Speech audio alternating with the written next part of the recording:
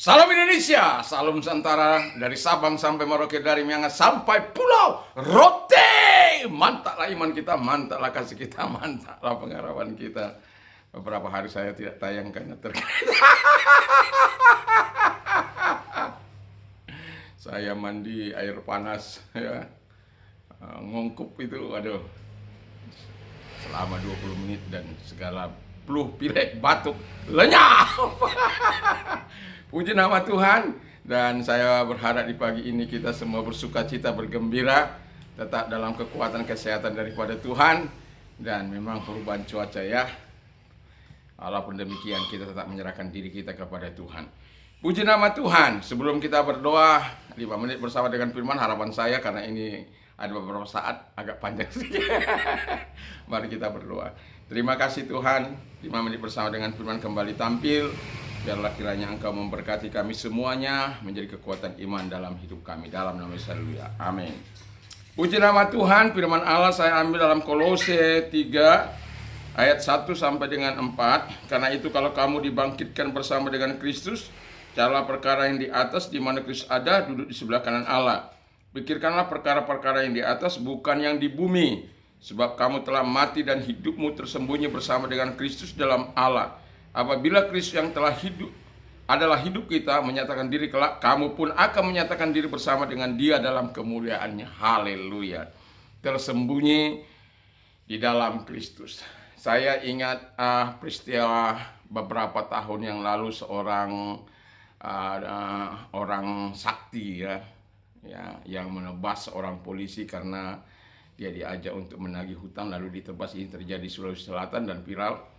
Dan kemudian dia dikejar, dia menampakkan dirinya 100 lebih peluru tidak mempan terhadap tubuhnya, ya, karena dia memiliki ilmu kebal.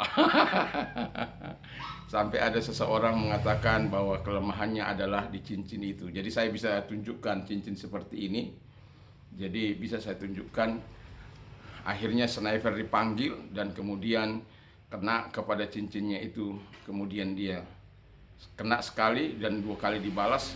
Kemudian dia meninggal dunia. Yang mau saya katakan, setan itu akan selalu senantiasa menghancurkan, membuat kita untuk melakukan apa yang tidak menyenangkan hati Tuhan. Itu sebabnya pencuri hanya datang untuk mencuri, membunuh, dan membinasakan. Tapi aku datang untuk memberikan hidup, dan hidup itu di dalam kelimpahan. Dan saat ini saya mau katakan, setan itu akan terus melakukan serangannya. Panah api si jahat akan terus dilakukannya.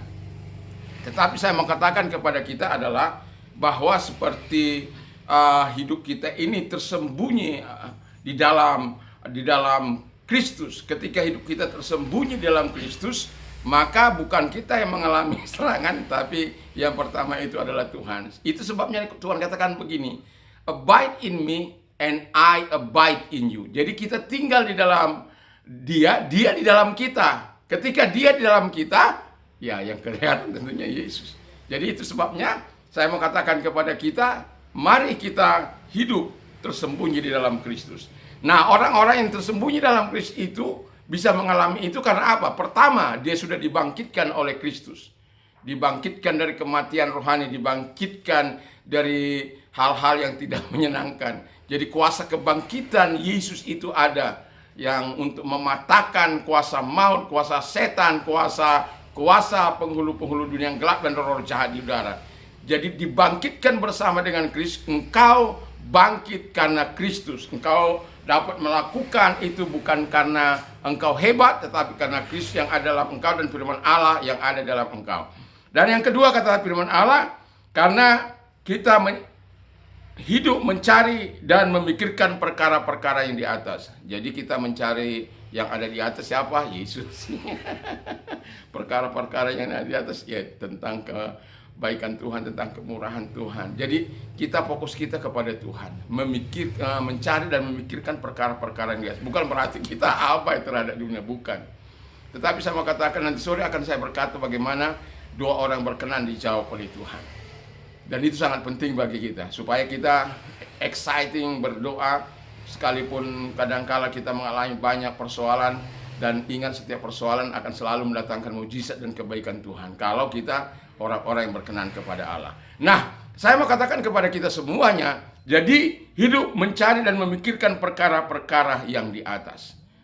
Memang kita harus hidup dalam dunia ini dan memikirkan perkara-perkara yang menjadi kebutuhan kita, sandang pangan papan, tetapi fokus kita bukan di situ.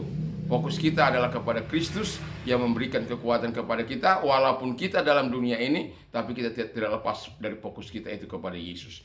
Yang ketiga, kata firman Allah, orang yang tersembunyi dalam Kristus bersama dengan Dia di dalam kemuliaannya. Bersama dengan Kristus, kita bersama dengan Kristus ada dalam kemuliaannya. Jadi kalau kita orang-orang yang tersembunyi di dalam Kristus karena Allah, maka kita akan menikmati kemuliaan yang daripada Kristus juga, di mana nanti tinggal saat ini Yesus tinggal, ketika Dia datang menjemput kita, kita bersama dengan Dia. Jadi serahkan hidup sepenuhnya kepada Tuhan, serahkan hidup sepenuhnya kepada Tuhan, dan percayalah, panah api si jahat tidak akan pernah mempan terhadap engkau, karena engkau tersembunyi di hadapan Allah. Seperti Ayub ketika dia diserang, dia sebelum diserang, pagar Allah senantiasa ada dalam dia. Dan ketika pagar Allah itu diangkat karena proses yang akan dilakukan oleh Tuhan, ujian iman yang akan dilakukan Tuhan kepada dia untuk melihat sampai sejauh mana pengharapan dan kasihnya terhadap Allah. Ternyata dia lulus 2 kali lipat diganti oleh Tuhan. Tapi yang saya mau katakan, ketika dia di dalam pagar Allah, tidak ada satu kekuatan setan yang dapat menembus baik apa yang diusahakan, apa yang dikerjakannya di dalam hidupnya. Tidak ada satu kekuatan setan yang dapat menembus hidupnya. Kenapa? Pagar Allah. Jadi kalau kita tersembunyi kepada Allah, kalau bukan seizin Tuhan, kita tidak akan bisa disentuh, dijamah oleh Tuhan. Tetapi kalau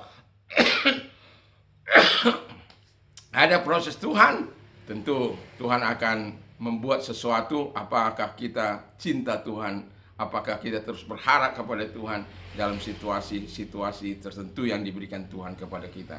Bukan maksud membunuh kita, tapi dengan maksud engkau dilihat setia. Apakah kebergantungan kepada Tuhan karena hidupmu memang bergantung sepenuhnya Tuhan, bukan karena hal-hal yang lain, tapi karena Tuhan saja. Dan ketika Tuhan melihat itu, maka Tuhan akan tampil sebagai pembela dan Tuhan akan menolong kita. Biarlah tetap hidup kita tersembunyi di dalam Tuhan, supaya kita tetap mengalami perlindungan dari Tuhan. Mari kita tunduk kepala dan kita berdoa. Terima kasih Bapa di surga, kami bersyukur, kami berterima kasih karena Engkau Tuhan yang senantiasa menyatakan kebaikan-Mu. Dalam nama Tuhan Yesus kami bersyukur dan berdoa. Haleluya. Amin. Dan doa dan harapan saya, kekuatan firman dan kekuatan roh bersama dengan kita. Mantap, mantap, mantap. Amin.